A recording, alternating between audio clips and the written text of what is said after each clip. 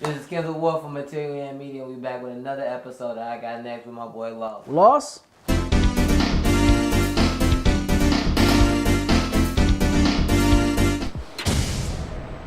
What got you into music? What got me into music was I first started out just like listening to my cousins and my uncle. My uncle was an engineer on the west side of Chicago. What was the name of the studio? Last Block Studios. It was like on the corner, like from Augusta or whatnot.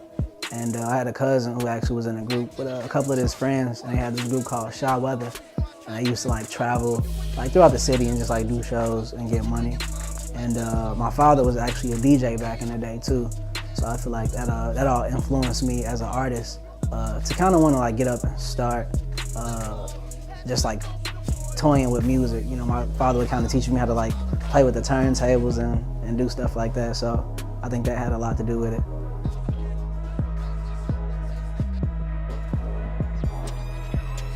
In high school, you dropped the project. Talk about that. I dropped the project in high school. What was that shit called? I don't even know what that shit was called. That's crazy.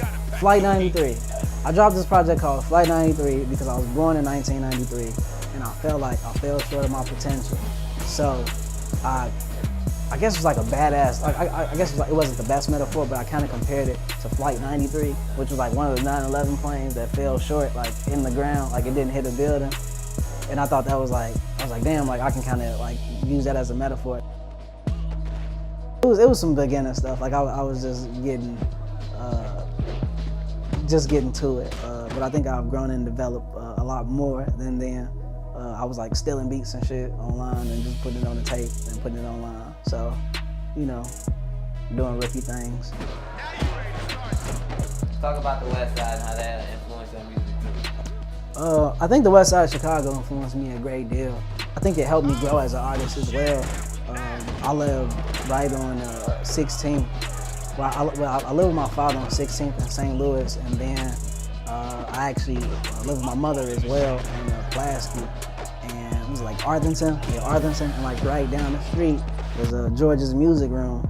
And I used to go there like as a shorty. I bought my first couple of albums in that joint. I bought Illmatic, I bought Crunk Juice for some reason. Yeah, bro, like Lil Scrappy, the East Side Boy. Yeah, boy, like they had that one joint on there that was like crazy. I used to go crazy on that joint. But yeah, I used to just like walk down there to the crib, and as I got older, I kind of developed a relationship with some of the workers, and I think I kind of talked to George a little bit too, but like just, I don't know if you remember, I was a shorty, but I was like going to high school. I went to Mount Carmel, and I would like get on a bus and take Roosevelt all the way to Michigan, and then have to get on the Amtrak just to go to the South Side, and that shit sucked because the trip was so long. But like once I came back from school, I would like stay in George's Music Room for like 2 hours and just like listen to music and like talk to music.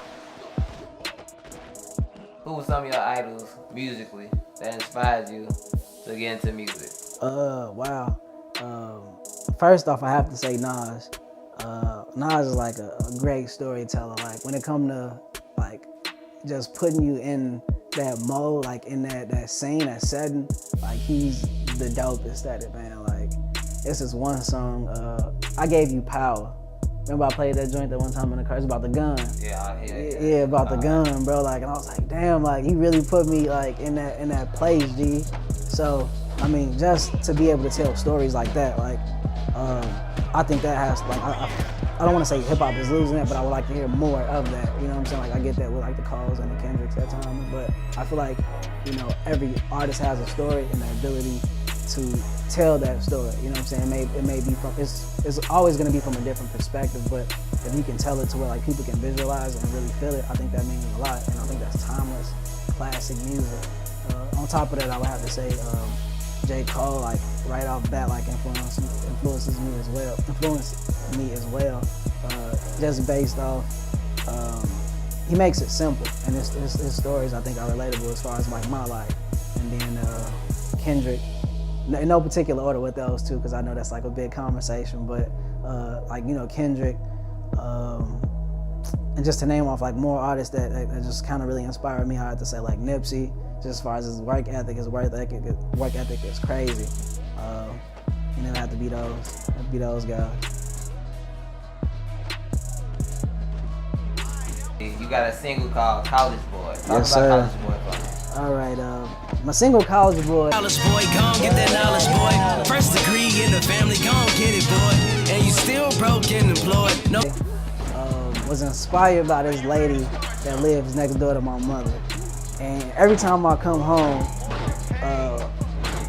it was like it just reminded me of like them old like movies, like just some cinematic shit. And like I come home with all my bags and shit, and she'd be standing on the porch, and she'd be like, "Oh, college boy, you back home again? What you gonna do today?" What you gonna do today? And I was like, what the fuck? Like, I'm like, oh, I'm just, in town. Like, I would make small talk with her or whatnot, but I just thought about like how, we go to school and we come back home and like how we get treated when we come back. So I think it's really based off that. And to be more detailed about it, it's about the experiences I faced like after graduating college. You know what I'm saying? How I went to college and like things are not what they seem to be or what I thought they would be after like attaining this degree. And then I think about and reflect on how like, some people go to school and they necessarily don't go what they go for what they want for what they actually want, and they go under the pressure of their parents as well. So then they go to these schools and they get these degrees, and then they kind of like stuck too. I feel like it touches bases on that.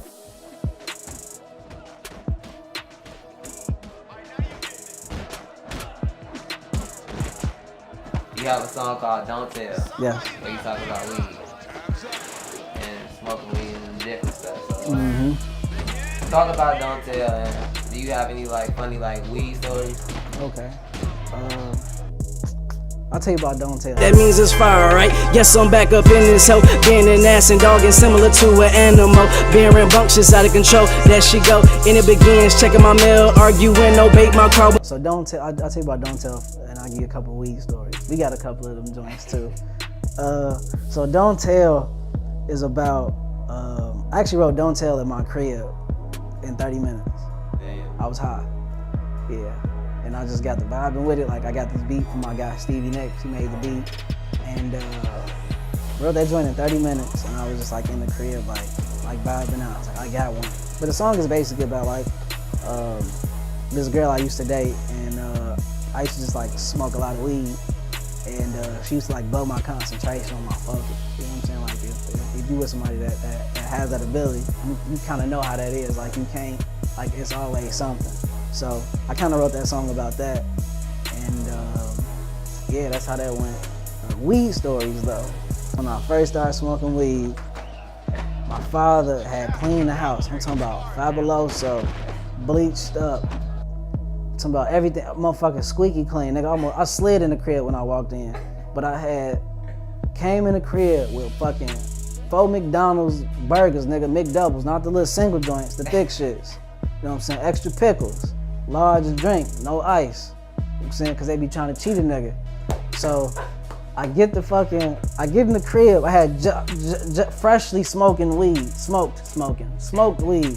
Was just got smoked. I was in the whip, driving around, got to the crib, McDonald's bag in hand, and snacks, like on some fat shit. Cookies, cakes, goddamn it, strawberry shortcakes, honey buns. Yeah, my nigga, I was hungry. So I walked up the stairs, went to my room. My father came to the room. He was like, "You smoked?" I was like, "Nah, I ain't smoked. The window was open. I think it was those guys outside." He was like, "Oh, okay." Right? He came back and he was like, "You sure?" I was like, "Yeah." I was like, "It might be the air freshener." I'm just saying anything. I'm high at the moment. I was laying down actually eating some shit too. I was banging out the burgers and the cakes and shit was laid out. It was nice. It was beautiful. So, it got to the point to where I guess he like sat there and thought about it. He called me in the room. He was like, Dex. Fuck, got up, you know what I'm saying? Got to get the little cake residue off my face. Walked in the room and I leaned on the thing, on the fucking door. And he was like, Dex, you been smoking? And I was like, yeah. Cause I just can't lie to my parents, man. I can't lie to my father. And he was like, okay. He was like, well, just don't let it consume you. And there's some pizza downstairs if you still hungry. I took a nap and I banged that pizza.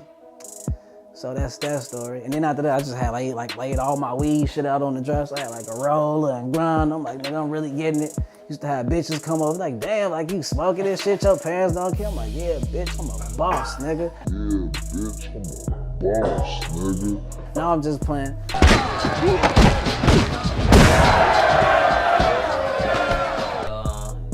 Any future projects? What's in the works? I do have some music sitting. I would like to release a project, but I don't want it to fall on deaf ears. That's like a thing that I'm trying to prevent. My goal is to stay consistent, so my goal is to drop like a music video a month, as well as like loosies, so loose tracks. I do have College Boy cooking up. I have a visual for that. Don't Tell is coming up. We got some more visuals in store as well. And as far as projects, I do have something sitting. I'm sending it around. So you might see an EP from me sometime. So I'll give it to like the end of the summer, maybe fall-ish. So yeah, we got that.